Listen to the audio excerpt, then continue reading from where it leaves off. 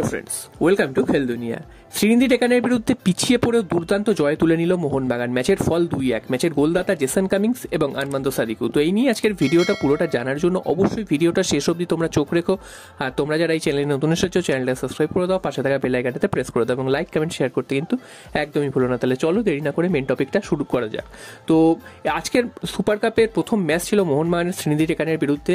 তার আগে কিন্তু ইস্টবেঙ্গলের একটা ম্যাচ হয়ে গেছে এই গ্রুপেরই। তো সেখানে কিন্তু ইস্টবেঙ্গল 3-2 গোলে হারিয়ে দিয়েছিল হায়দ্রাবাদ এফসিকে। তো তারপরে কিন্তু মোহনবাগানের এই ম্যাচটা যে কোনো মূল্যে জিততেই হতো যদি পরের রাউন্ডে যেতে হয়, কারণ এই গ্রুপগুলো থেকে কিন্তু একটা করে দলই নেক্সট রাউন্ডে যাবে। তো সে কারণে যে দল কিন্তু একটা ম্যাচ ড্র করবে বা হেরে যাবে তারাই কিন্তু পিছিয়ে পড়বে। তো যেহেতু ইস্টবেঙ্গল জিতে শুরু করেছিল তাই জন্য মোহনবাগানকেও জিততে হতো, এই একটা প্রেশার তো ছিলই। তো সেই ম্যাচের শুরু থেকে কিন্তু মোহনবাগান, তোমরা জানো, আর মোহনবাগানের 7 জন ইন্ডিয়ান প্লেয়ার তারা কিন্তু ন্যাশনাল টিমের ডিউটিতে চলে গেছেন এবং তাদেরকে ছাড়াই কিন্তু মোহনবাগান আজকে খেলতে নেমেছিল। তো শুরু থেকে মোহনবাগান এবং শ্রীনিধি টেকান এই দুটো দলের মধ্যে কিন্তু খুব একটা বেশি পার্থক্য করা যায়নি। দুটো দলই কিন্তু বিদেশিদের নিয়ে খেলেছে। মোহনবাগান 6 জন বিদেশিকেই নামিয়ে দিয়েছিল। তো দুটো দলের মধ্যে সেই অর্থে কিন্তু কোনো পার্থক্য করা যাচ্ছিল না প্রথম থেকে, যে তারা আই লিগের দল এবং এটা আইএসএল এর দল, তো সেই রকমই। তো তারপর মোহনবাগান এবং শ্রীনিধি টেকান দুজনেই কিন্তু একের পর এক আক্রমণ সানিয়েছে, তবে কেউ কিন্তু প্রথমে 10-15 মিনিট কিন্তু গোলের খাতা কিন্তু খুলতে পারেনি। তো 25 মিনিট নাগাদ কিন্তু মোহনবাগান প্রথম ভুলটা করে বসে, সেটা সুমিত রাঠি। তিনি কিন্তু বক্সের মধ্যে একটা অবৈধভাবে বাধা দেন শ্রীনিধি টেকানের প্লেয়ারদের এবং সেখান থেকে কিন্তু জেনুইন পেনাল্টি দেন রেফারি এবং সেই পেনাল্টিতে কিন্তু 1-0 গোলের ব্যবধানে লিড নিয়ে নেয় শ্রীনিধি টেকান। তো সেই সময় মোহনবাগানকে দিশেহারা মনে হচ্ছিল, কারণ মোহনবাগান পরপর 3টে ম্যাচ আইএসএল এ হেরেছে, তারপর এই ম্যাচটা খেলতে নেমেছে। মোহনবাগানের প্রতি চাপ তো ছিলই, যে করেই হোক এই ম্যাচটা জিততে হবে। তারপর নতুন কোচও আসছেন এবং আগের কোচ বাতিল হয়ে গেছেন। তো সে কারণে মোহনবাগান এই ম্যাচটাও কি হেরে যাবে এই একটা কিন্তু ভয় কিন্তু দানা বাজছিল। তো তারপর কিন্তু ম্যাচের 25 মিনিটের পর থেকে মোহনবাগান আস্তে আস্তে ম্যাচের কন্ট্রোল নিজেদের হাতে নেয়। তারপর মাঝমাঠটাও একটু শক্তপোক্ত করে এবং তারপর কিন্তু অ্যাটাকে কিন্তু বেশ কয়েকবার মোহনবাগানকে দেখা যায় যেতে এবং সেখান থেকে কিন্তু গোল হওয়ার সুযোগ হলেও কিন্তু গোল পাচ্ছিল না। তো ম্যাচের প্রায় 45 মিনিট হাফ টাইমের ঠিক আগে কিন্তু মোহনবাগান তাদের প্রথম গোলটা তুলে নেয়। দূরপাল্লার একটা শট মারে, সেই শটটা কিন্তু রিকোশিয়েট হয়ে চলে আসে এবং জেসন কামিংস তার পায়ে এসে পড়ে বলটা এবং তিনি ফাঁকায় গোলে বল জড়িয়ে দেন। জেসন কামিংস এই ফাঁকায় গোল করা ছাড়া কিন্তু আর কিছুই সারা ম্যাচে প্রায় করেনি। তিনি কিন্তু অন্যান্য ম্যাচের মতন আজকের ম্যাচেও নিষ্প্রভ এবং এক গোলে কিন্তু ড্রেসিং রুমে ফিরে যায় প্রথম অর্ধটায়।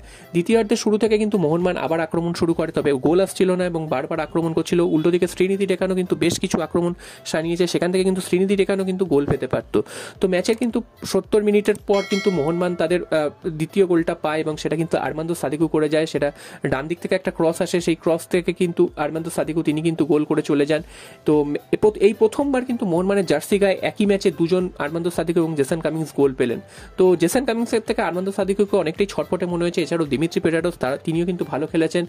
আর হুগো বুমো তিনি কিন্তু তার নিজের খেলাটা খেলতে পারেননি বলাই যায় এবং ডিফেন্সও কিন্তু আজকের খুব একটা যে ভালো খেলেছে বলা যায় না, কারণ বারবার কিন্তু ডিফেন্সের আক্রমণ হচ্ছিল এবং বারবার কিন্তু সামাল দিতে হয়েছে। সুমিত রাঠি তিনি কিন্তু অনেকগুলো ভুল করেছেন, পেনাল্টি তো উপহার দিয়েছেন, এছাড়াও কিন্তু তিনি অযৌক্তিক হলুদ কার্ড খেয়েছেন। অভিষেক সূর্যবংশী তিনি কিন্তু 2টো হলুদ কার্ড দেখে লাস্টে কিন্তু রেড কার্ড দেখে মোহনবাগান লাস্টের 10 মিনিট কিন্তু 10 জনে খেলে। তো পরের ম্যাচে মোহনবাগান অভিষেক সূর্যবংশীকে পাবে না, এত প্লেয়ার নেই। তারপর যদি এরকম রেড কার্ড দেখে তারা যদি ম্যাচের বাইরে চলে যায় সেক্ষেত্রে কিন্তু দল আরও সমস্যায় পড়বে। একমাত্র মিডফিল্ডার প্লেয়ার তিনিও কিন্তু বাইরে চলে গেলেন, পরের ম্যাচে কিন্তু তাকে পাওয়া যাবে না। তো তিনি যে সেকেন্ড ইয়েলো কার্ডটা খেয়েছেন সেটা কিন্তু একদম অযৌক্তিক, ইচ্ছাকৃতভাবে তিনি হলুদ কার্ড খেয়ে রেড কার্ড দেখেছেন। তো এইগুলো ম্যানেজমেন্টকে দেখতে হবে যে এইভাবে যদি প্লেয়ার যদি চলে যায় একের পর এক বাইরে তাহলে কিন্তু মুশকিলে পড়ে যাবে।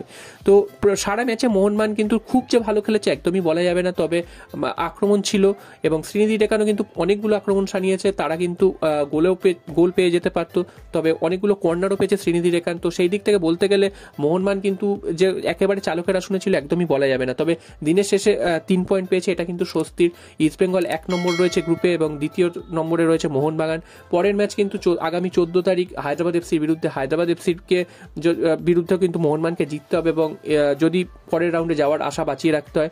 তো খুবই কিন্তু ক্লোজ খেলা চলছে, গ্রুপ থেকে একটা করে টিম যাবে। তো হায়দ্রাবাদ এফসিও আজকে খুবই ভালো ফুটবল উপহার দিয়েছে ইস্টবেঙ্গলের বিরুদ্ধে। পরপর দুবার পিছিয়ে পড়েও তারা কিন্তু দুবার ফিরে এসছে এবং 3 নম্বর বার কিন্তু তারা গোল শোধ করতে পারেনি, তাই জন্য তারা 3-2 গোলের ব্যবধানে হেরে যায়। তো দেখা যাক নেক্সট রাউন্ডে কোন টিম ওঠে।